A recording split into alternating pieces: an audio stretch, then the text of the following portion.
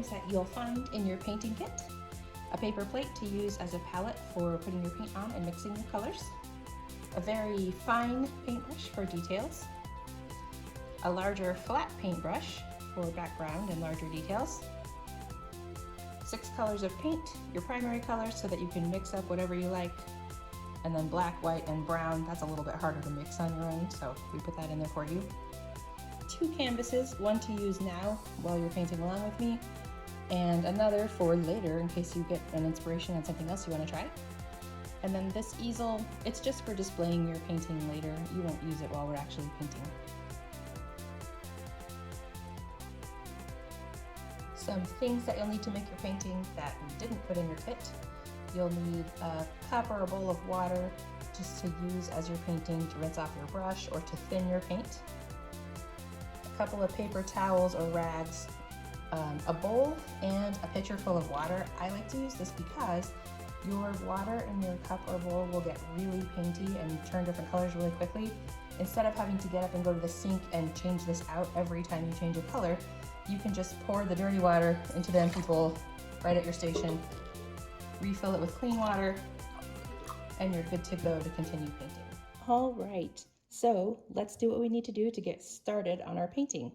First, your brushes, because they're straight from the factory, they might have a little residue on them, so just rinse them in water and kind of maybe just dry them off a little bit.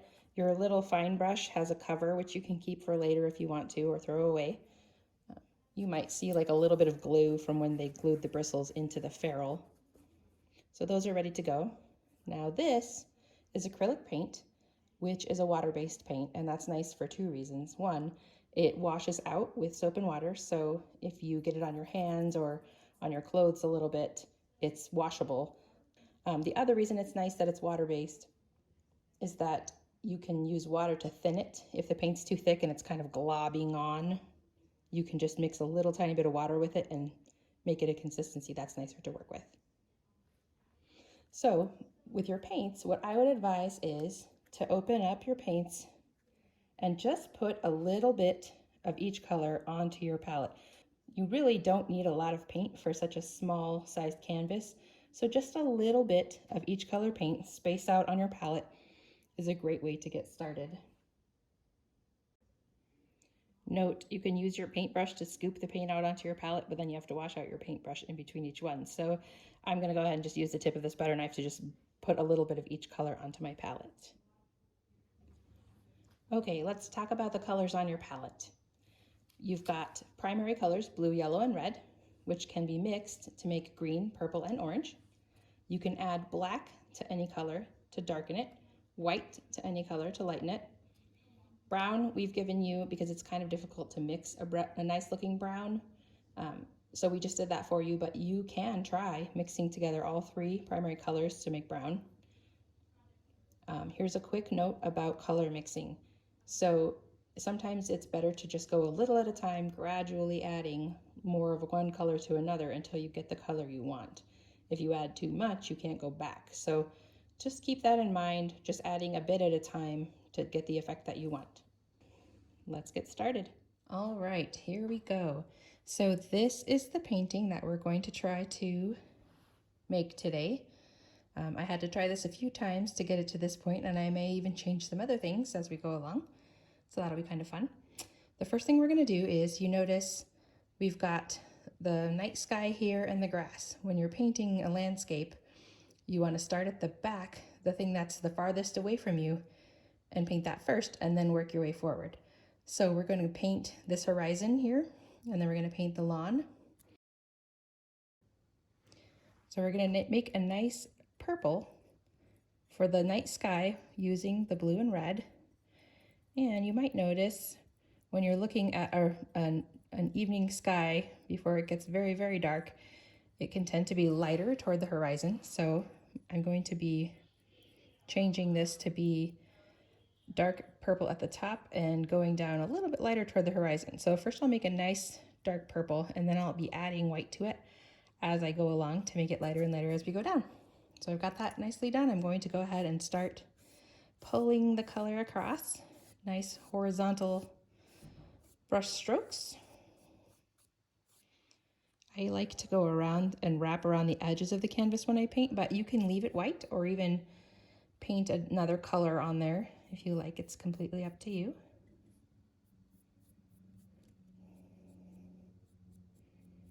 Okay, and this horizon is at about the halfway point down the painting. So I'm going to keep working my way down, adding a little water to make it a little bit smoother. Working my way down toward the horizon and making it lighter as I go. And you can play with this. You can do this forever, getting it just how you want it. If you mess up, you just wait for it to dry and go back and try again. So it's a pretty forgiving technique. You don't have to have it just perfect the first time. There's my lighter purple there. And then I'm just going to blend it by kind of going up and down. I kind of like it to be a little streaky so that you can see the brush strokes. I think that's kind of nice. So try not to make it all completely smooth.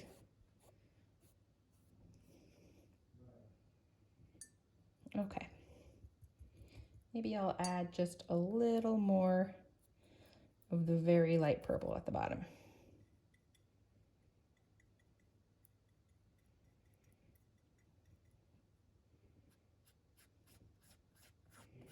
Just to lighten it up a little bit. Okay, so that's my night sky. Hopefully you can see that well. The next thing I'm gonna do is add the stars. So I'm going to use my little tiny fine brush and I'm going to mix a little bit of the yellow and the white together to get a nice glowy yellow color. And when I put it onto the brush, I twist my brush just a little bit as I'm dipping it in the paint, and that makes it come to a nice point at the end. So that when I'm putting on the stars, I have nice little dots instead of a smudge or a line as much.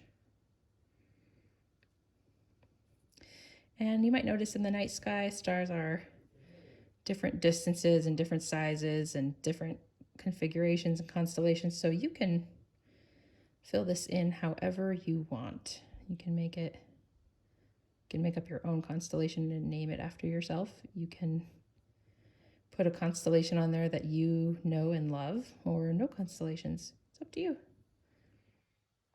gonna put in some more just bold yellow there. Just little dots here and there. And some of these ones in the middle of the painting are gonna be covered by that tree, but that's okay. Like I said, we put the things in the background down first, and then we can fill in the foreground. Okay, so we've got some nice stars on our canvas. Now the next thing we want to do is mix up a nice green for our grass. I'm going to dump out this sort of bluish purplish water, get a clean cup.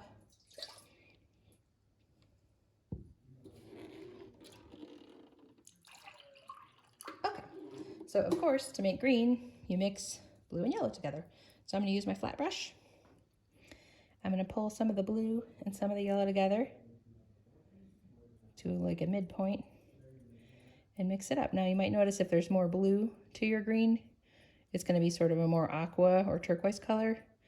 And if you add more yellow, it's going to be more closer to a lime green or a grass green. So you can adjust it however you want. I'm going to make mine a little bit streaky, or leave it a little bit streaky by putting some yellow streaks in it, because I think grass should look kind of streaky. Okay, get it on your brush and then move across the painting. Nice horizontal strokes, just cover from end to end. If you overlap your horizon a little bit, that's okay. Again, I like to go around the corner and get the sides, but a lot of people leave the sides blank, so just depends on your preference. Okay, get that completely covered, and then I can kind of go back and forth in longer horizontal strokes to even it out a little bit. side. This is kind of fun to just make it up as you go, because even though I've already done this painting a few times, just to kind of get down what I want to do, I'm changing it even now, just a little bit depending on what I feel like. So it's kind of the great thing about painting, is you get to be as creative as you want. Or you can follow along exactly as someone else is doing it, however you feel like doing it. Whew, I'm almost running out of that green that I made. Okay, so my green is covered. It's a nice Kelly green, I kind of like that. Now the next thing I'm gonna do, since we're moving from back to front in this landscape, actually the next thing I'm gonna do is get some clean water. My brush is very green now. Since we're moving from back to front in this landscape, the next thing I want to add in is these bushes that kind of come around from behind the tree and make the little clearing where the giant oak tree is. So those are kind of a darker green, and they're going to have a little more texture and a little more variation in them. So I'm going to, again, bring the blue and yellow together, but I'm also going to add some black to really make this green a darker, more olivey color.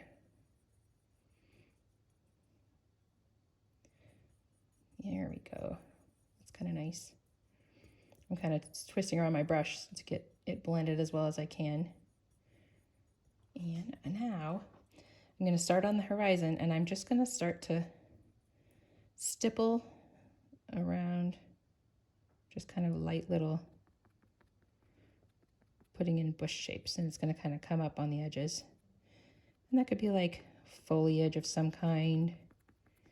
I'm going to leave an oval shape in the center for my oak tree to fit into. Don't want to crowd it out, but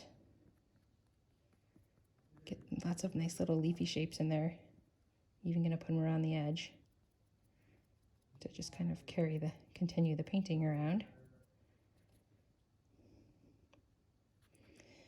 Gonna do the same thing on the other side. You can kind of twist your paintbrush back and forth to get different angles and shapes.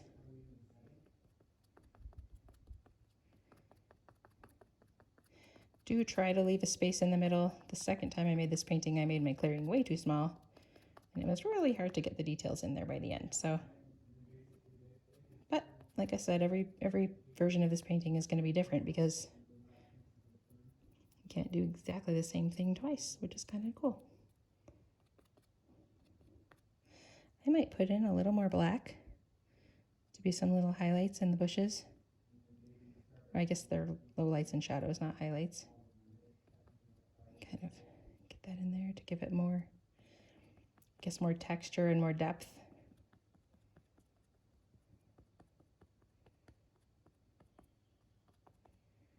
Just like a tiny bit more. Okay. So there is our set of shrubbery around the edge. The next thing I want to do is add some little twinkle lights in the bushes. They might be fireflies flying around, not really sure. They could be fairies floating around. You can leave these out. You can change the color. You might not want little yellow dots like fireflies. You might want pink or green or orange, but I'm gonna get a nice pale whitish yellow color going on my brush and load up my tiny brush, and then just add in some dots here and there throughout the shrubbery. I'm trying to make them round by pointing straight at the canvas, but some of them might be little oblong shapes, like maybe a firefly zooming along or something. You're getting a blur of it.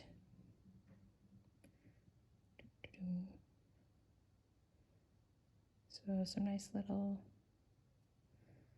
firefly type shapes.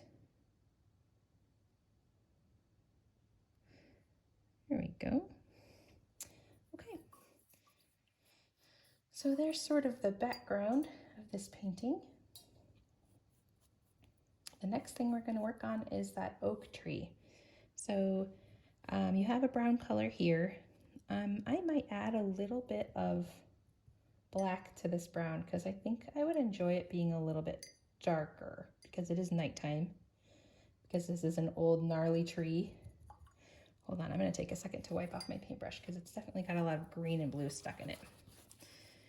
It's really important sometimes when you're switching colors to make sure your brush is clean so that it doesn't streak the old color into your new color.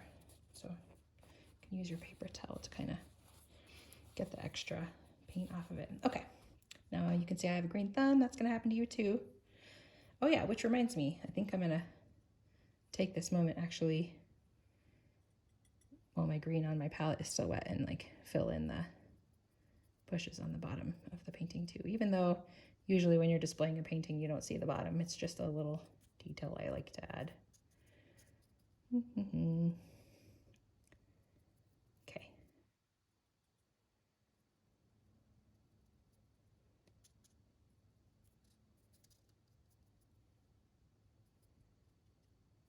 Okay. Now I gotta wash my brush again, but that's okay.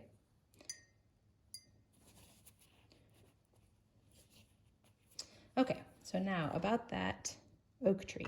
So one cool thing about trees is you've got the trunk in the middle and the branches coming out from the top, but below the ground, trees are almost the same shape as on top because the root system comes out. And because my oak is old and gnarly, I'm gonna have exposed roots that kind of come out around it. So my tree is gonna come up into the sky and down into the clearing, almost symmetrically. So I'm gonna mix up the brown and the black. Put a little bit of black into there to darken it up. I'm going to get the trunk in there first, and then I might use the smaller brush to get the branches because they have more fine detail. It'll be easier to use that brush. So I'm going to start by making the nice trunk right in the middle. It's basically right where the horizon is. And then, you know, trees kind of go out where the roots start to come out, and they go out up where the branches start to come out. So I give it that, and then I'm gonna grab my small brush. And this is the part where you can kind of get creative. You know that tree branches can be kind of gnarly or kind of straight. It really depends on the type of tree. And that the further away you get from the trunk, the thinner the branches and twigs are, all the way till you get out to tiny little end twigs. So as long as you kind of stick with the pattern of large to small, your tree is going to look pretty awesome. Come out this way.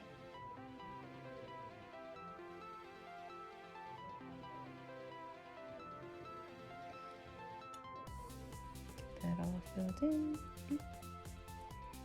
Sometimes it helps to make tiny painting noises like doop and bloop. At least it does for me. So I'm gonna try to fill that middle in just a little bit more. Get it all to kind of come up to the ends of the limbs.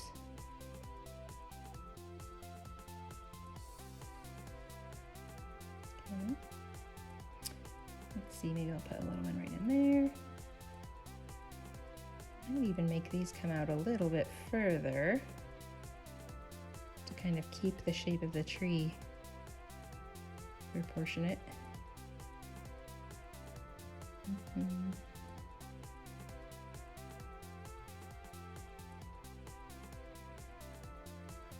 Really, there's not a wrong way to do branches, because if you are paying attention in nature, things are never perfect or symmetrical or identical in nature. So you really are never going to find the exact right shape of branch, because there is no exact right shape of branch.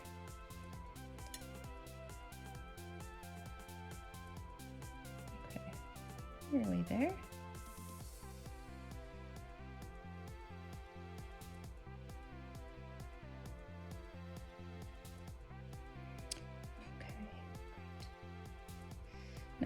move down to the root area.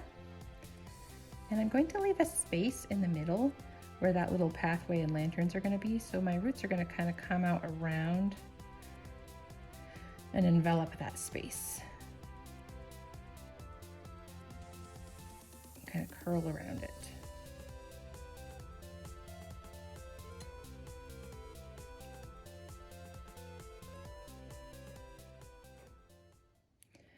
Okay, and then in the very front of this tree, I'm gonna have a little doorway. So I'm gonna go ahead and paint a couple little stairs there, just so that when I start painting that, it already has that foundation. Okay, and now I'm gonna take a little while and let that dry so you can take a break and have a snack or get a drink or whatever you need to do. Let your dog out, and we'll see you in a little bit. All right, well, we're giving our painting a little bit of time to dry before we add more details. I just wanted to say I'm gonna wash out my brushes in between since we're done with most of the dark colors. A good way to wash out acrylic out of a brush is to just squeeze a little bit of hand soap into the middle of your palm and get your brush wet and just kind of go back and forth in your palm in the soap and just kind of let it get in there and get in the bristles to get all the paint out, and then you just rinse it all out with water, get all the soap out. So I'm going to do that now, and I'll see you in a couple minutes. All right, we're back and our oak tree is mostly dry, so now we're going to start to add some of the details on the oak tree to give it a little bit of depth and texture. The first thing I want to do is add a little bit of yellow to the very center, because you'll see in this painting there's a little tiny door and there's light coming out from inside the tree with the door open just a crack. So I want to get a layer of yellow onto that area and let it dry so that we can start working on the door after this. So I'm just going to take my wide brush and just put just a vaguely rectangular shape of yellow in there. It doesn't have to be perfect. Lay that down in there so that it'll be mostly dry when it's time to go back and finish it. We might even add a little bit, another layer to that before we're done, but just to get that started. Okay, now we're going to be putting in black accents on the tree to outline the branches a little bit and give it sort of a gnarly oak look. Get into my black paint here, and I'm also going to do the roots. And so because there's going to be light coming out in between the roots of the tree, then we're going to want to make it so the shadows are behind the roots, because when light shines on something, it makes a shadow. So we're going to put highlight or lowlights, shadows behind on the side of the root that's away from the little door. Just to add a little texture. You can trace the outline of the root that you put on there with the refined brush. You can also just add little shadows and gnarls and knobs here and there. I'm gonna do some of these branches up here too, just to give them a little more definition, because the brown and the purple of the sky sort of can blend together just a little bit. So I want this to be a little bit more defined. So I'll get that done. And it might take a little while, but that's okay.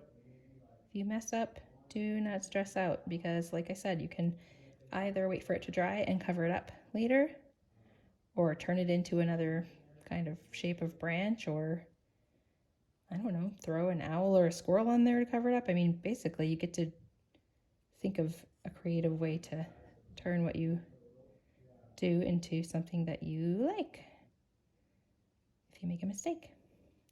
Just kind of the cool challenge of this.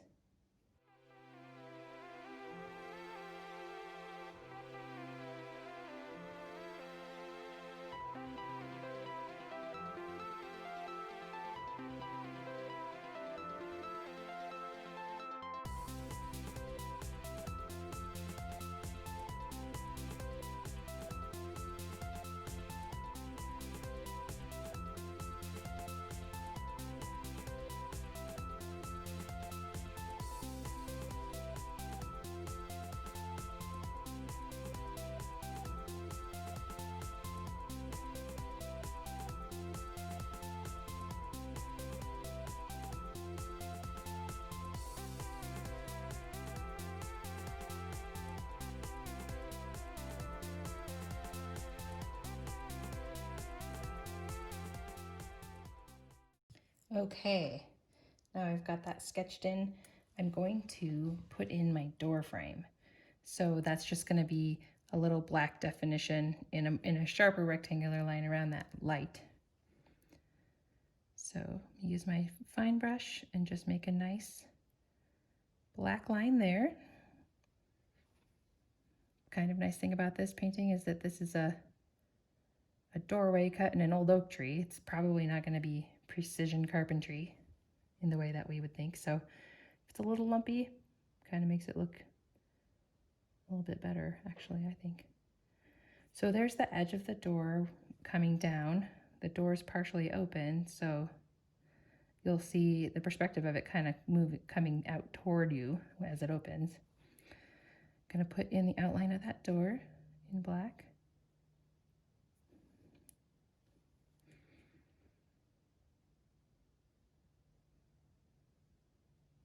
And then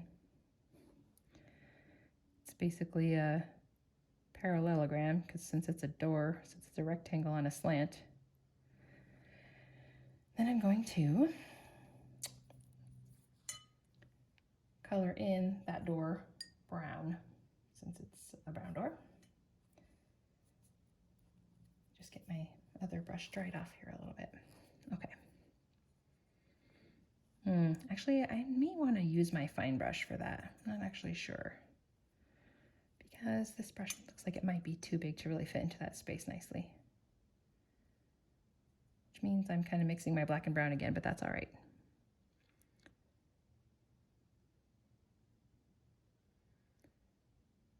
There we go.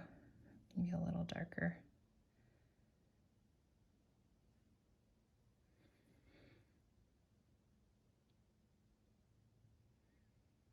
Good, good, good, good. Okay. Now I'll let that dry a little bit. I'm going to do a little bit more detail to that door in a little bit, but the next thing that we're going to want to work on is that nice sort of yellow wash of light across the grass.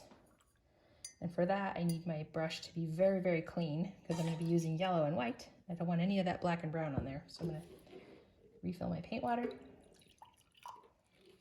Make sure my wide brush is nice and clean, with no black or brown left on it. Okay, so when the light is washing out across the grass, as you know, when light falls on things, it doesn't completely hide the thing, it just sort of washes across it. So when we put our light across the grass, we still want to be able to see the grass beneath it. So it's just going to be kind of a pale, translucent kind of a situation. So I'm getting some white and some yellow on my palette, and also some water to kind of thin it out. Okay, and we may have to redo this. It's just a little bit of trial and error, but we're gonna take our brush and start at the door, at the steps, and sort of wash across. And then we're going to go dab a little of that water off. We're gonna turn our brush the other way and sort of sweep it back and forth in a back and forth motion to look like a path of light across the grass. If it's a little much, you can even kind of just take your towel or rag and just gently dab it to take some of the paint off, and try again, because I think I put that on a little bit too thick. I'm gonna try again. So I took some of it off. I'm gonna try putting it back on with a little bit less. Yes, that's more what I wanted. I didn't want it to be quite so dark. Okay, and you'll notice I covered up my steps a little bit, but that's okay, because I'm gonna put those details back in there.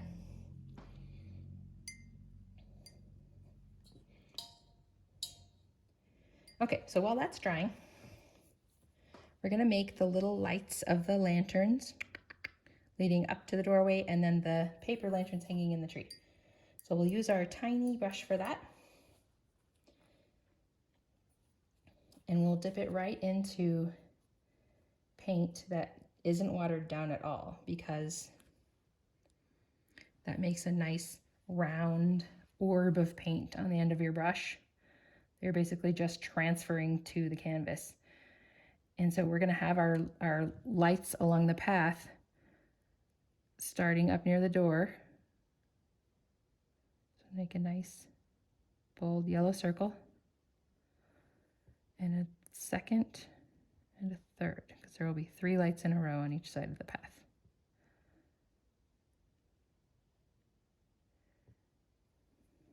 So that's one side.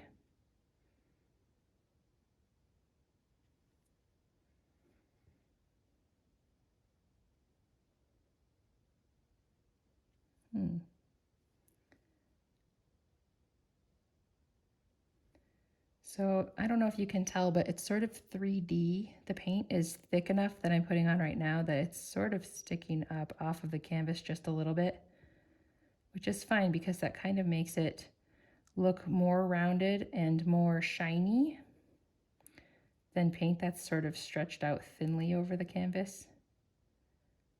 But because we're putting it on kind of thick, we need to wait a little bit for it to dry before we add more detail to it, or we'll just smear it because it'll still be wet. So we'll leave those little lights there to dry. And I'm going to put some lanterns in the tree. Now, because the tree is dark and the shadows are dark and the sky is dark, I'm going to make the lanterns a little bit lighter. So a light red and a light blue. So I'm going to add a little bit of white to the paint, but try not to make it too thin. And then I'm just going to add more round dots up here, same way I did with the yellow lights. And I'll probably add, I don't know, maybe 5 or 6 of each color. Just sort of make a nice little round blob of each color here and there in the tree, and that really stands out as a lighted lantern would in a tree at night. So it's kind of a nice effect.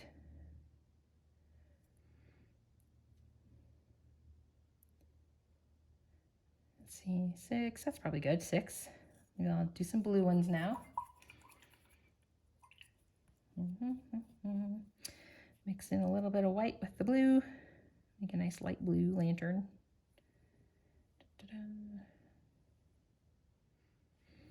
Okay. Hanging there in front. Oh, I keep bumping the tripod with my elbow. Sorry if that's making you guys seasick. Man, that's really moving. Sorry about that. Okay. Oh, I kind of like that. That's a very vibrant, vivid blue. Put one up here on the end of this branch. And maybe one over here at the very edge. Maybe one up here. So they're kind of pleasingly spaced out throughout the tree. So I'm cleaning off my little brush, and I'm going to do some of the detail on the door now, since that's dry enough. So I'm just getting a bit of black on the tip, and I'm going to try to make, you know how doors that are made of planks would have the lines going down them, kind of rustic looking.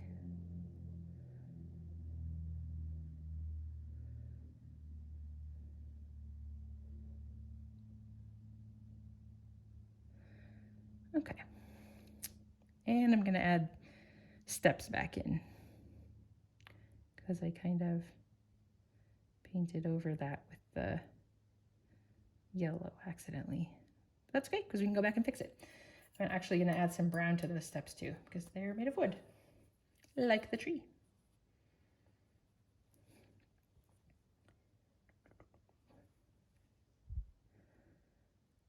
Just put a little bit of brown between the black stripes.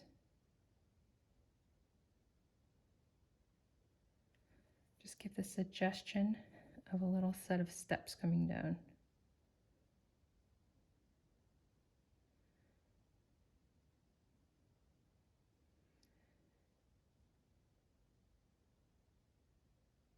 Okay, and once that's dry, I'll just put like a little bit of light over the top of those, of the light hitting the staircase as the door opens.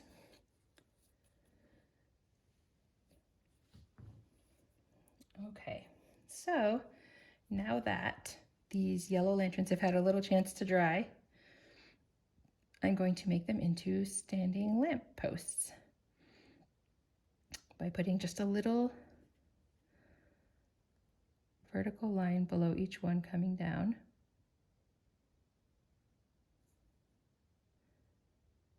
With my fine brush.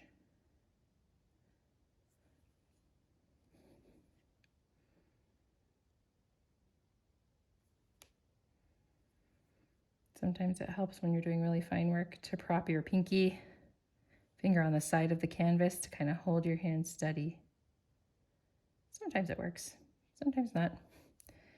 Okay, and then I'm going to make the top and bottom of the lantern by just a tiny vertical line at the bottom and a tiny vertical line at the top of each of the yellow circles.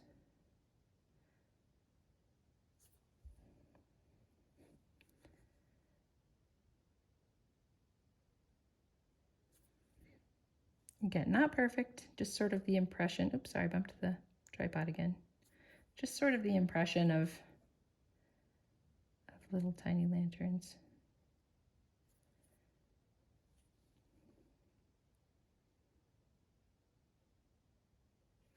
Okay, so you have little lights going up the front path. And now for the lanterns in the tree, I thought it'd be fun to do polka dot lanterns for the blue and stripey for the red. So I'm gonna, oh yeah, also put the tops of those lanterns, just a little tiny horizontal line at the top, just to kind of make it look like it's sort of got a structure to it and it's maybe hanging there.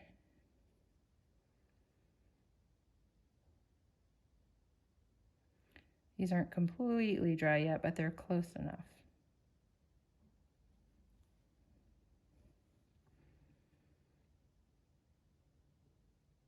Oops, that was kind of a big line. That's okay. Okay. So dots for the blue. And stripes for the red.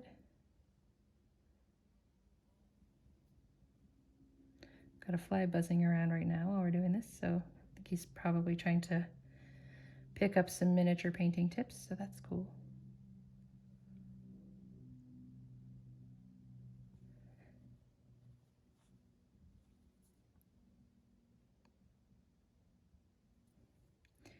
Now for some stripes.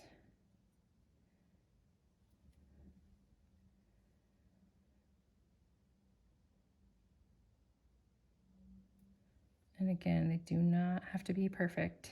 In fact, I'd be shocked if they were, just because this is such tiny work. Basically just trying to give the impression of tiny lanterns with tiny stripes on them in a fairy tree in an enchanted clearing at night. Just the impression.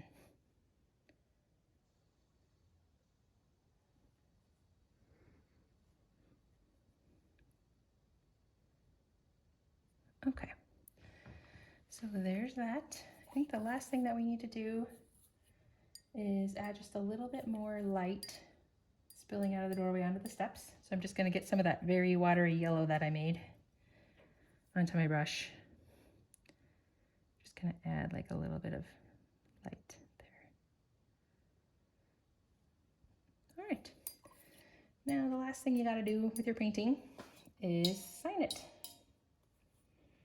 So you can put your name, you can put your initials, you can devise your own special little symbol.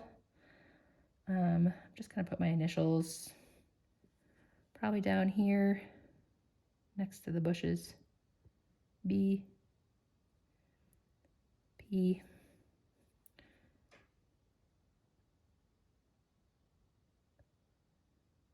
okay.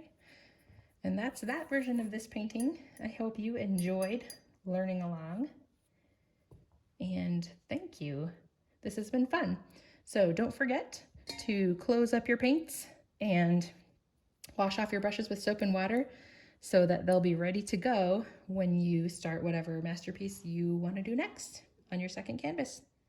Thank you very much and have a great day.